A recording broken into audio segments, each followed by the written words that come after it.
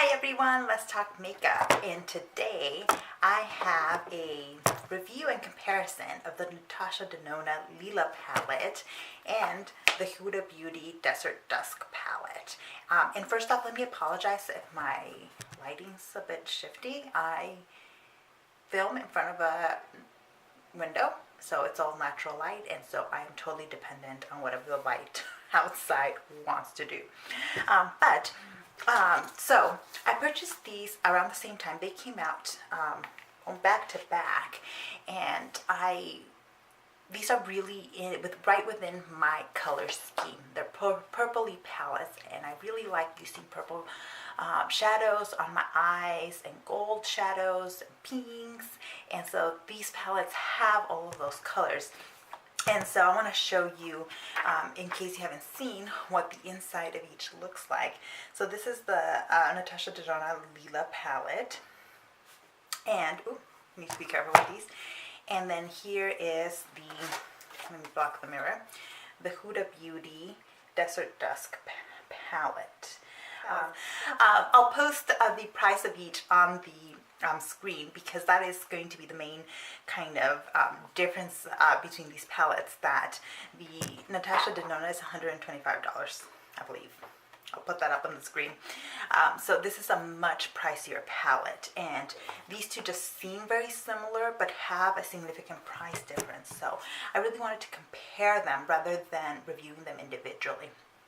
So in terms of how many shadows you do get more shadows, not more product, just more different kinds of shadows in the Huda Beauty. So I'm going to start off with that one, and I'll show you the swatches. So I'm going kind of row by row here. So these are the swatches right here. So you start off with this first shadow here, which is the Desert Sand. This one is the Musk, then Eden, Amber, Blood Moon, Oud, O-U-D.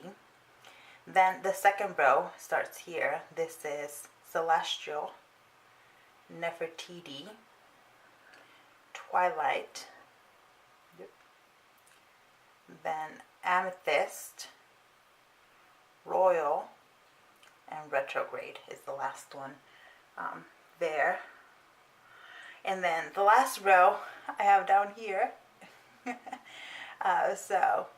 Let's see, let me see how I can fit it in all in here. Okay, so there it is. So it's Cashmere, Angelic, Cosmo, which is pure glitter shade, and so it's really hard to swatch that glitter shade in particular, right? But then you have Turkish Delight, Saffron, and Blazing. So as you can see in here, there's quite a variety. Sorry about the way that light is shifting, but there's quite a variety of shadows in here, and you do have these purpley tones, but you also have orange, quite a few orange tones, a couple of goldens, but I would say it's primarily purples and like orangey browns. That's the main theme in this palette, and it makes sense because it is a desert inspired palette, and so I think that the color schemes in this particular palette are really, really excellent. So on the Natasha Denona Lila palette, you have a few less shades, not a ton, but you do get quite a bit of product. These do have names. It comes with this plasticky thing attached down here, which I actually do not like. So that's how I'll give you the name. So again, and just going by row here. And so starting off here, so this is the first row, and this first one is Per Se, then Viola, oh goodness, this thing, okay, then Amara, then Cyclone, no, this is Cyclone, there we go, Nude Vino, then the second row over here, this one's Layla, Amethyst, then this is Magentic, and Magnolia, and Nude Mauve at the end here.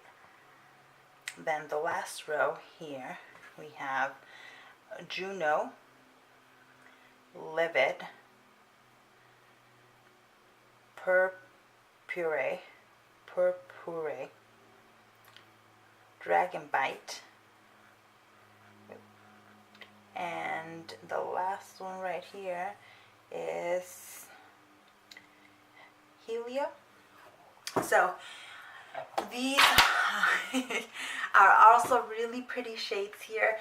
The main color schemes here are obviously purples, but you do have this really gorgeous blue here, some golds, and then just quite a little bit more of a variety in terms of color schemes here. Okay, so the color scheme in this one is also really pretty. I find that out of this palette I can get some really nice everyday looks with some of these browns, and even with these colors at the bottom here. I've really been loving using this one at the end here and this one all over the lid, and then applying one of these brown colors on the crease, and it gives me a really simple, fast, everyday color. Even some of these golds though are usable for everyday color. The kind of purple and blue ones are a little bit less because they're very pigmented, very bright colors. So in terms of everyday, they don't quite work for me, but I can make the palette work as an everyday palette. Now in the in the Huda Beauty palette, you can get everyday looks out of it as well. I've especially been using cashmere on the lid, and then I use Eden or Musk on the crease.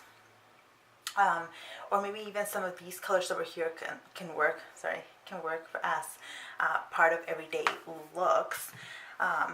Overall, what I think is that these are both really nice, good quality palettes. They are.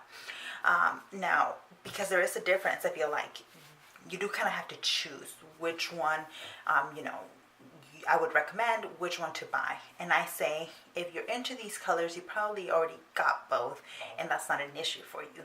But if you're on a budget, you're not going to get both of them. So for me, the big difference is colors. Which palette overall inspires you the most? And for me, the winner is the Huda Beauty. I've just been gravitating towards this palette a ton more than I have been the Natasha Denona palette. And not that this palette is not great, because it is, but a lot of the colors in here just seem like, all right, they're good. They're nice colors. I have them in a ton of other palettes. All right, no problem. The big difference is quality. The Natasha Denona shadows are better quality. Like when you dig into them, you can tell even just by the swatches that these are very pigmented, very smooth, buttery shadows. These, pretty much any brush you use is gonna work with them. It's gonna blend them beautifully into the eyes. It's a really nice, buttery, but not powdery formula. Now, is it so much better of a formula that it justifies the price? For me personally, the answer is no. For $125, I don't know, I kind of wanted these to just blow my mind and to make me not want to use any of my other palettes. Which for some people that is the case. That is how much more they love the Natasha Denona formula. For me, it's not. Like, it's clearly a better formula than the Huda Beauty formula, but these colors just inspire me more.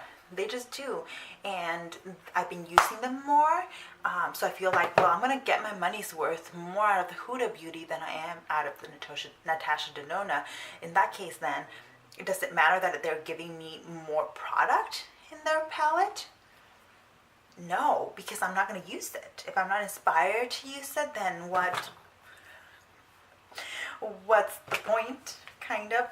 And I'm not trying to like bash them or be negative in my review about the Lila palette, because I'm not. I'm just like, if I'm going to be forced to compare them, which I am here, and recommend one over the other, then those are the things that matter to me. right? Am I going to get enough use out of it? Is it going to, and is it going to make it worth my investment into these palettes? Returned one. This is the second palette that I ordered. The first palette arrived with a shadow. Forgot which one it was. I think it was this one. Just totally smashed to pieces. Sephora sometimes doesn't do a great job in the way they package palettes. But that one arrived shattered, so I returned it and got a new one. And this one also, I got through the mail and it arrived fine. I think some people have been having issues with this one arriving shattered. So the second palette arrived perfectly for me. And I really like it. Like I said, I like the Natasha Denona Lila palette. In terms of comparing each of these colors, there's not a whole lot of repeat in these palettes, so that if you wanted to justify getting both, here they are back to back here, you could, right? Even the blending shades, the browns, are not similar at all.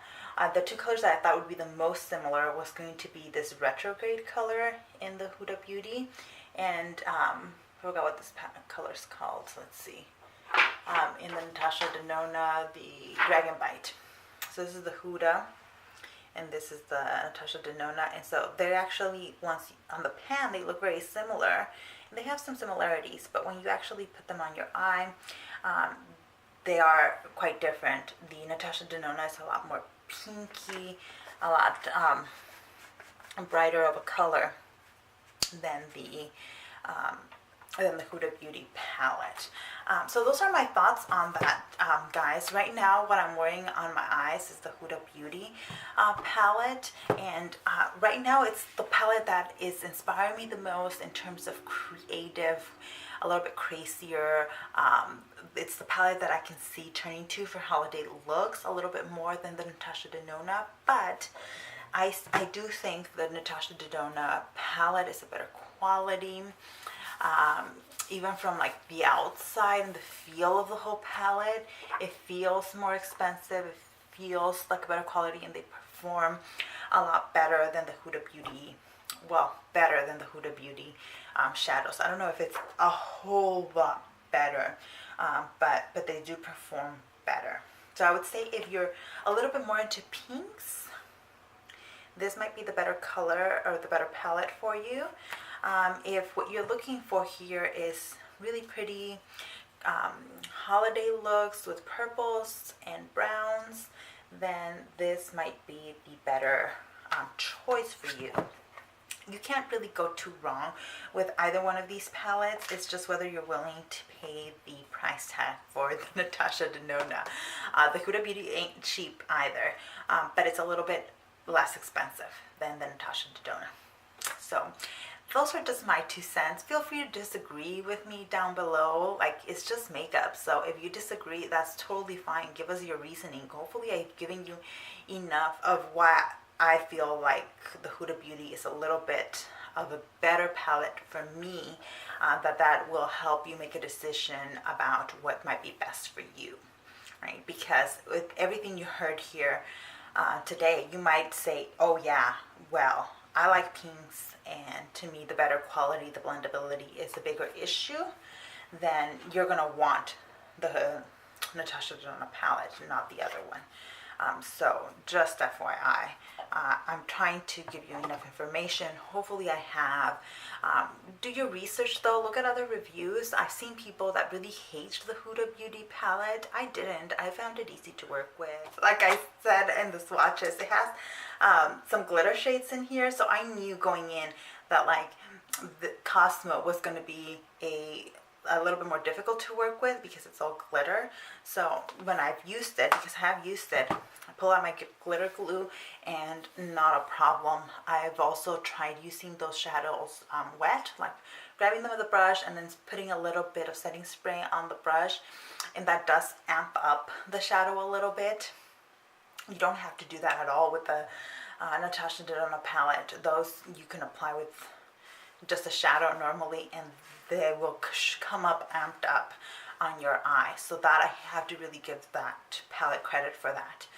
But I did not have any issue working with the Huda Beauty. So it's definitely a personal choice, and like I said, I'm just sharing my experience with these two palettes. They're both beautiful. I'm glad I got to try both of them.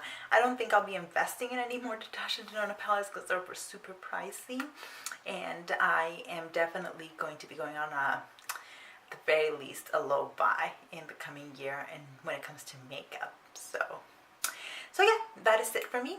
I will see you in the next one. Bye.